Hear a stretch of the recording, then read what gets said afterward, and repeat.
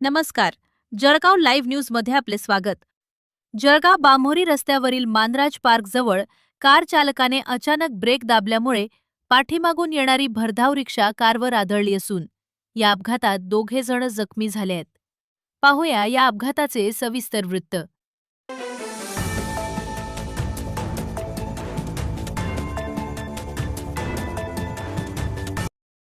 जळगावकडून बांभोरीच्या दिशेनं जाणाऱ्या एका कार चालकानं मानराज पार्कजवळ अचानक रस्त्यातच जोरात ब्रेक दाबला.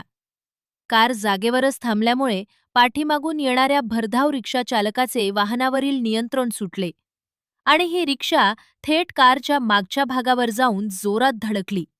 हा अपघात इतका भीषण होता की यामध्ये रिक्षाच्या पुढील भागाचे मोठे नुकसान झाले असून रिक्षा चालकासह पाळधी येथील एक महिला प्रवासी गंभीर जखमी झाल्या आहेत.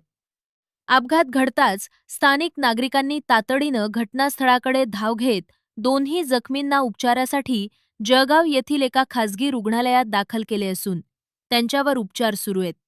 या अपघातामुळे महामार्गावरील वाहतूक काही काळ विस्कळीत झाली होती. दरम्यान या घटनेसंदर्भात अद्याप संबंधित पोलीस ठाण्यात कुठल्याही प्रकारची अधिकृत नोंद करण्यात आलेली नाही.